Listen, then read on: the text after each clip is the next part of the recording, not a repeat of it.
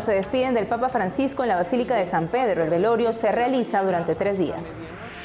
Javier Milei, presidente de Argentina, la tierra del Papa, confirma su presencia en el funeral del Santo Padre. Diversos jefes de Estado y Gobierno también aseguran su asistencia a las honras fúnebres.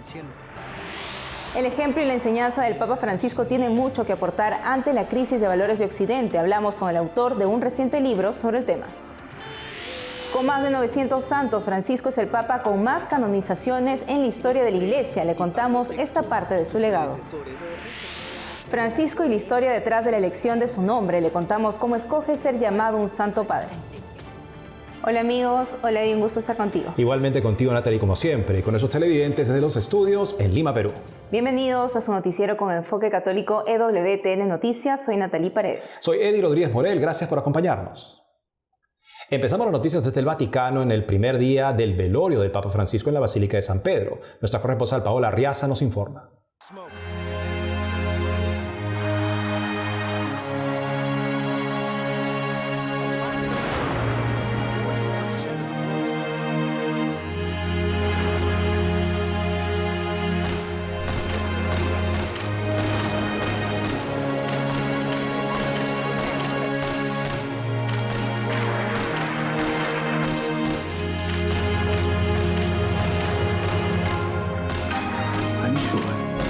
Las quiero mucho.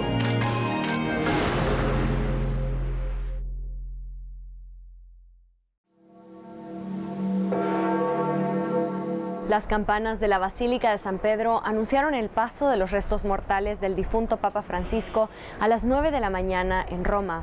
El cuerpo fue trasladado desde su capilla privada en Casa Santa Marta hasta la Basílica de San Pedro. Después del momento de oración por parte de los miembros de la curia romana, presidido por el cardenal Kevin Farrell Camerlengo en la capilla privada, comenzó el traslado del féretro. El traslado del pontífice es el segundo de los 3 pasos del rito funerario después de la constatación de la muerte. El último paso llegará tras 3 días de velar el cuerpo del Papa en la Basílica de San Pedro. El funeral tendrá lugar el sábado 26 a las 10 de la mañana, hora de Roma, en la Plaza de San Pedro y será presidido por el cardenal decano Giovanni Battista Re. Francisco introdujo en 2024 algunas simplificaciones en el rito funerario papal. Entre ellos, el más notable es el cambio de ataúd.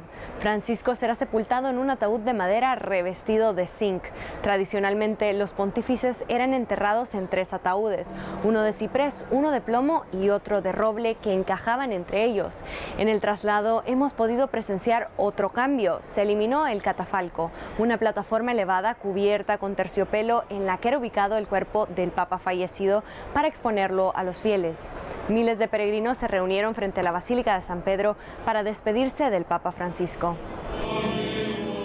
It took me 2 hours and 15 minutes to Me tomó 2 horas y 15 minutos entrar en la basílica y en ese proceso pude ver la fe de la gente y me uní a ellos. Mientras esperábamos, se rezaba el rosario, se cantaban canciones y todos nos unimos. A medida que nos acercábamos al cuerpo de nuestro Santo Padre, fue muy emotivo verlo. Pero estoy muy agradecido por las grandes cosas que hizo por la comunidad, uniendo a la gente.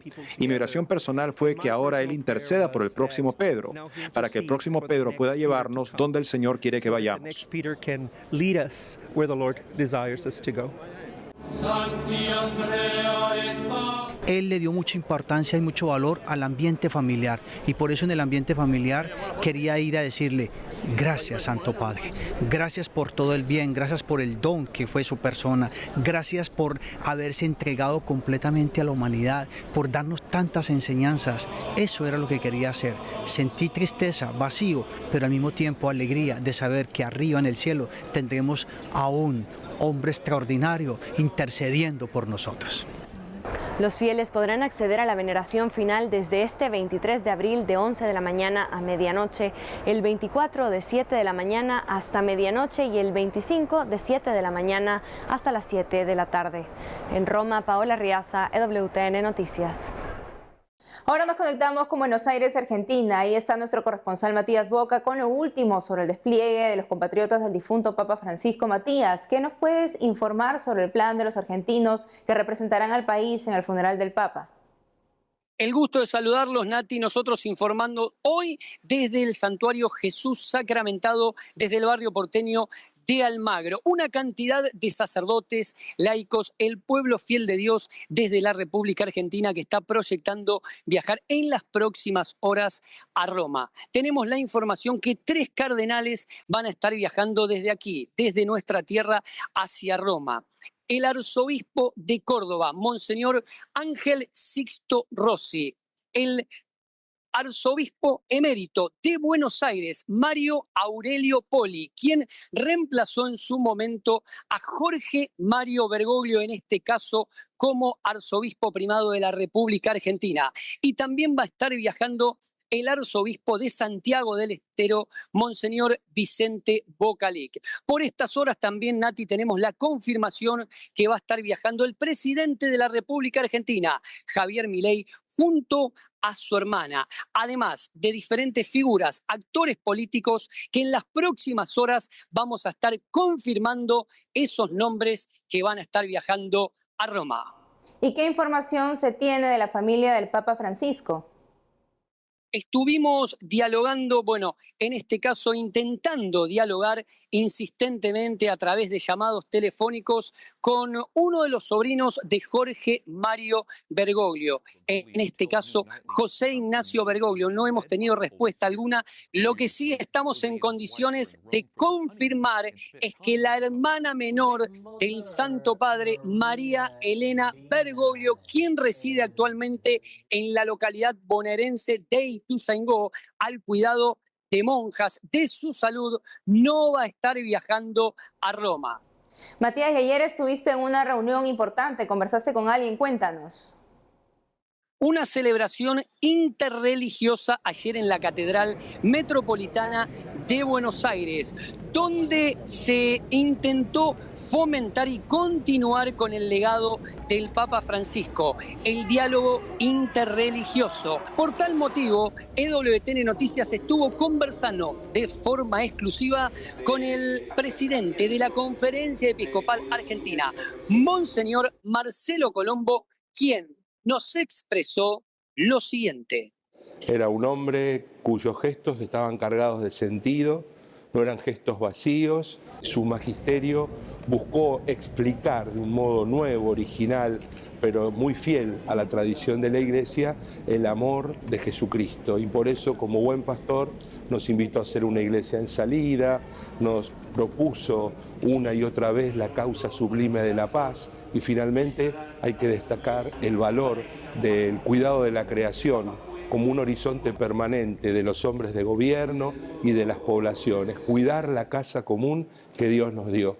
Laudato Si, Fratelli Tutti, podemos decir que son hitos en el pensamiento del Papa Francisco que quedan para nosotros como su legado sagrado. Importantes declaraciones, decíamos, del presidente de la Conferencia Episcopal Argentina, Monseñor Marcelo Colombo, Nati. Gracias por la información, Matías. Seguiremos en contacto. Seguimos desde Buenos Aires informando al instante para EWTN Noticias. Y varios países se unen con gestos en memoria del Papa Francisco. Los pabellones nacionales están izados a media asta en los edificios gubernamentales de Roma desde el lunes tras la muerte del Papa. En Estados Unidos, la bandera en la Casa Blanca también a media asta. La Unión Europea se unió a este reconocimiento en su edificio de Bruselas. Taiwán, Londres, Australia, la India y otros países asimismo mantienen sus banderas a media asta. Hasta el momento, más de 20 jefes de Estado de América y Europa confirman su presencia en las honras fúnebres de Francisco. Ahora escuchemos las recientes declaraciones de los gobernantes en memoria del pontífice. Brasil. Francisco fue el Papa de la esperanza. En su despedida renovó la fe en la humanidad y visualizó un futuro mejor para todos. Dijo que el amor ha vencido al odio, la verdad ha vencido a la mentira y el perdón ha vencido a la venganza. Este es el mundo que debemos construir, inspirados por el Papa Francisco.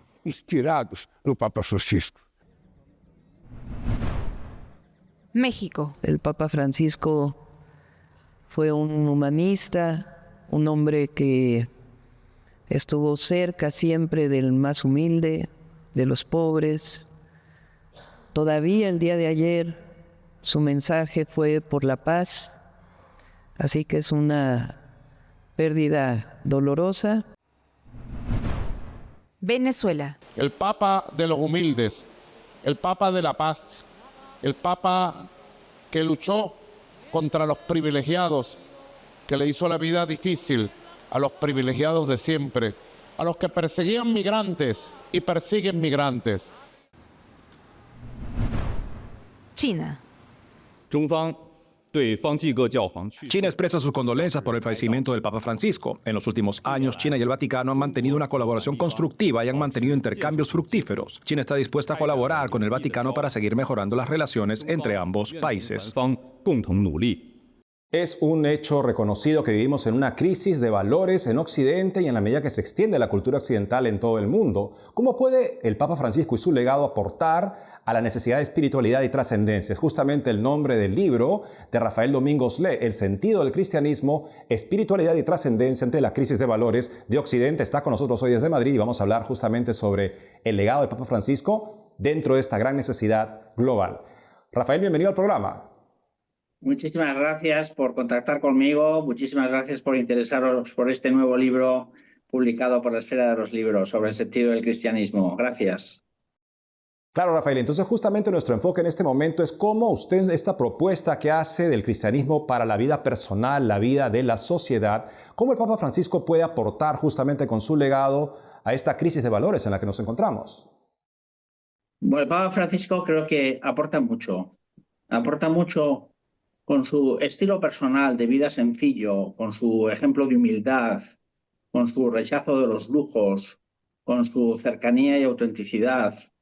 Y luego, pues, porque nos ha enseñado a vivir totalmente desprendidos de nuestras cosas, ¿no? Entonces, yo primero diría que la figura del Papa Francisco como tal ya aporta a la era secular y ya aporta a lo que viene a ser la apertura a la trascendencia del mundo. Luego, el Papa, con su doctrina y con su ejemplo, pues ha defendido firmemente la paz en el mundo, el respeto de conflictos, como está ahora mismo, y además lo ha hecho de una manera muy trascendente, de amor incondicional. El Papa nos ha pedido que no nos armemos y nos ha pedido a cambio que nos amemos. Es el amor más fuerte, dice, ¿no?, que todo. Y mientras estamos en Europa armándonos para defendernos de un posible ataque de Rusia o de lo que pueda venir, el Papa nos dice, una sociedad fragmentada es una sociedad que no perdona. Vamos a perdonar en serio y vamos a olvidarnos de las guerras. Menos armas y más amor. Y eso no es buenismo. Eso no es buenismo. La Unión Europea se creó también así, con unos padres fundadores que en un momento determinado decidieron perdonar todos los crímenes horribles que se habían perpetrado en el campo de batalla. Entonces, esta idea del amor incondicional, del perdón, y por eso mostrarnos lo que es el amor misericordioso de Jesucristo con su última encíclica, ¿no?, que nos amó. A mí me parece que eso es realmente conmovedor. Luego, otra parte importante es todo el tema de la defensa de la vida humana. Yo suelo dividir el mundo entre los individualistas, que es Occidente, y los comunistas o excomunistas, China, representado por todo el excomunismo, ¿no? Unos piensan en el yo y otros en el nosotros. Unos piensan en el yo y se olvidan del nosotros. Los comunistas piensan en nosotros y se olvidan del yo. El Papa Francisco y el cristianismo nos hablan de un yo con nosotros. No existe un yo sin nosotros. Y no existe un nosotros sin el yo. Por eso, el sentido profundo de la defensa de la vida, de cada vida humana. Nadie puede decidir sobre su propia vida, porque la vida es un nosotros y un yo a la vez. Eso me parece que es absolutamente imprescindible para comprender lo que está sucediendo en el mundo, ¿no? Pues de ahí, por ejemplo, el Papa que nos está hablando de la centralidad de la familia, el lugar donde, qué bonita su definición, ¿no? A mí me emociona, ¿no? El lugar donde se aprende a amar. Y que a veces la palabra amor pues ha quedado como una palabra sin sentido, ¿no? Porque nos hemos referido solo pues al puro atractivo sexual. Y está muy bien el atractivo sexual, pero es muchísimo más. Esa es la dimensión más básica. La dimensión más profunda es totalmente espiritual, ¿no? Bien, nos ha hablado, por ejemplo, de esta pastoral inclusiva. Es decir, nadie sobra. Y de ahí, por ejemplo, que haya declarado inadmisible la pena de muerte, porque antes estaba pensada la pena de muerte desde el punto de vista de la legitimidad social. Y ahora está pensada de una manera muchísimo más solidaria, ¿no? Bueno, la defensa de la justicia social, de los auténticos derechos humanos. Esos derechos humanos que brotan de la naturaleza humana y que no son puro consenso de las naciones.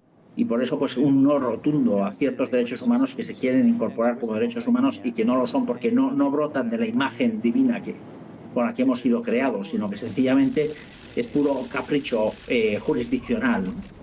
Bueno, la búsqueda de la verdad, en fin, o sea que el Papa Francisco aporta muchísimo más de lo que pensamos, y el Papa Francisco yo diría que aporta tanto porque ha vivido muy unido a los papas anteriores, en contra de lo que se ha dicho. Creo que hay una grandísima continuidad entre el Papa Juan Pablo II, el Papa Benedicto XVI y este Papa Francisco, ¿no? Pues es justamente lo que debe ser siempre interpretado cualquier aporte del Papa Francisco en continuidad con sus predecesores, porque todos nos debemos ante todo, por supuesto, al depósito de la fe. Rafael Domingos Le, jurista y académico español, gracias por haber estado con nosotros el día de hoy. Muchísimas gracias. Vamos a una pausa, pero al volver, con más de 900 santos, Francisco es el Papa con el mayor número de canonizados en la historia de la Iglesia. Le contamos esta parte de su legado. Además, Francisco y la historia detrás de la elección de su nombre. Le contamos cómo escoge ser llamado un Santo Padre.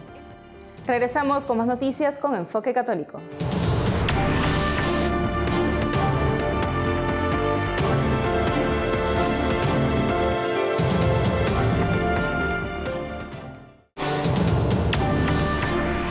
Ahora le contamos la historia detrás de la elección del nombre Francisco que escogió el difunto Santo Padre y cómo elige ser llamado un Papa. El 16 de marzo de 2013, luego de 3 días de haber aceptado el ministerio petrino, el Papa Francisco explicó por qué eligió ser llamado como el pobre de Asís. Y es que durante el cónclave tenía al lado al prefecto emérito de la Congregación para el Clero, el cardenal Claudio Jumes. Esto fue lo que le dijo al resultar ganador. Y me dijo, no te olvides de los pobres. Que esa es la palabra que me entró en el corazón, en la mente, los pobres. Después, a tutti voti. Francisco es el hombre de la paz.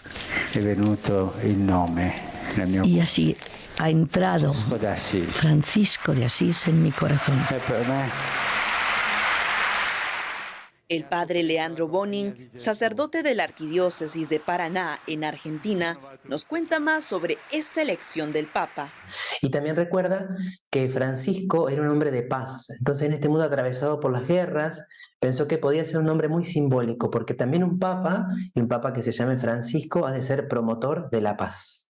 El padre Leandro reflexiona sobre la coherencia del Santo Padre con su nombre papal.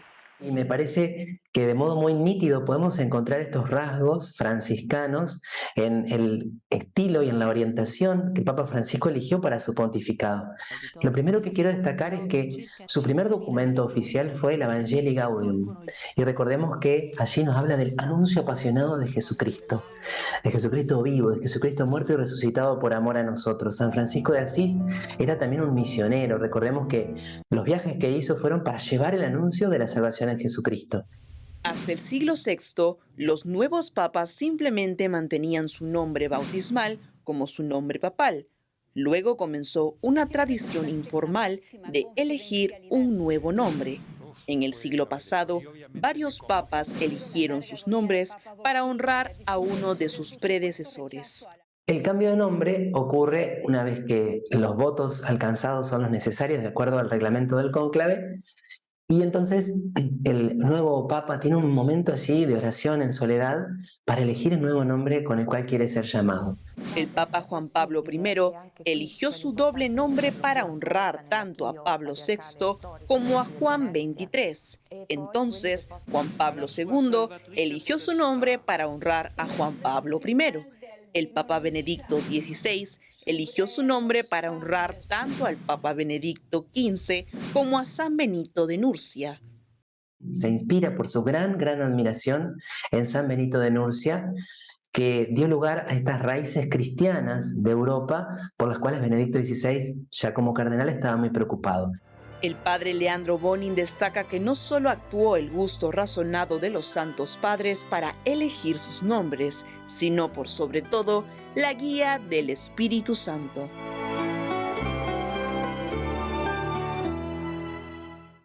Con más de 900 santos, Francisco es el Papa con el mayor número de canonizados en la historia de la Iglesia en sus 12 años de pontificado. Le contamos esta parte de su legado.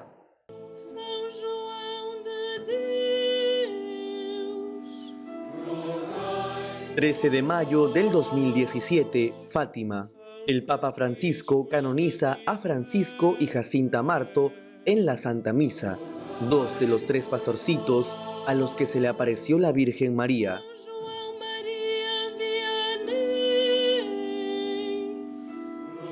La canonización tuvo lugar en Cova de Iría durante las celebraciones del centenario de las apariciones de la Virgen en Fátima. Fueron canonizados luego de aprobarse su intercesión en el milagro de la curación de un niño brasilero que también asistió a la misa. Y por la noche Jacinta no pudo contenerse y reveló el secreto a su madre. Hoy he visto a la Virgen. Habían visto a la Madre del Cielo. La canonización es el acto mediante el cual la Iglesia declara como santa a una persona fallecida, la incluye en la lista de santos reconocidos y da el permiso para venerarla asignándole una fecha litúrgica. La declaración de santidad es tan antigua como la misma Iglesia. En los primeros siglos, esta declaración se hacía de una manera sencilla y casi espontánea. Brotaba del sentido de la fe del pueblo y luego era aceptada por la jerarquía de la Iglesia. A partir del siglo X se pedía con frecuencia la aprobación del Papa. Desde el siglo XIII se reservó en forma exclusiva a él.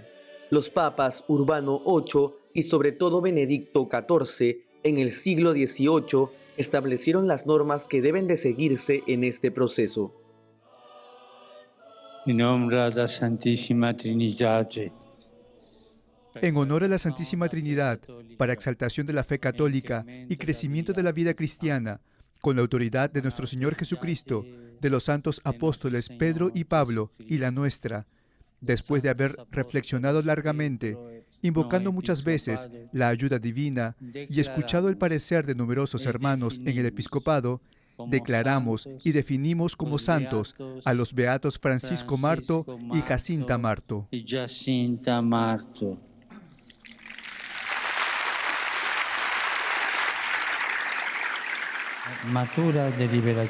El Papa Francisco es el sumo pontífice que más santos canonizó en la historia de la Iglesia. Superó a Juan Pablo II, que tenía el récord con 482 santos en más de 20 años de pontificado. Nos podemos preguntar qué le pasa al Papa Francisco. Todos los días se levanta y canoniza a alguien, ¿no? El Papa Francisco canonizó al inicio de su pontificado en el 2013 a un grupo de 813 mártires.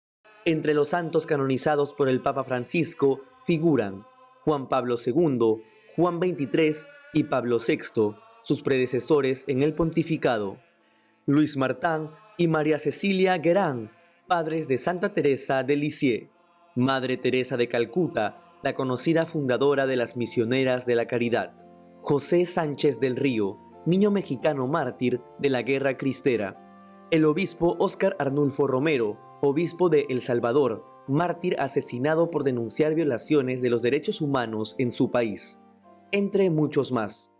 Lo que nos muestra entonces el Papa Francisco es que la santidad tiene muchos rostros. La santidad no es propia de monjas, de sacerdotes, de ancianos, de gente mayor. La santidad tiene muchos rostros, desde niños hasta adultos, hombres, mujeres, de todo tipo. Y sobre todo nos muestra que la santidad es muy, muy, muy necesaria en el mundo de hoy para evangelizar en tiempos tan difíciles.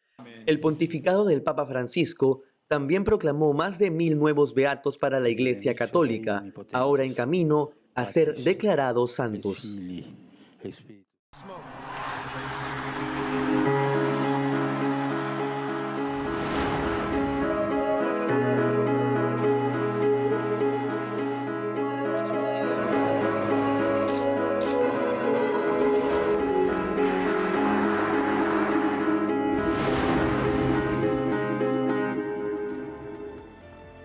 Amigos, esto ha sido todo por hoy. Gracias por habernos acompañado hasta aquí. Pueden seguirnos en las redes sociales, también de lunes a viernes a las 12 del mediodía, hora de Miami, en Radio Católica Mundial y su programa Más que Noticias con un servidor. Hasta entonces.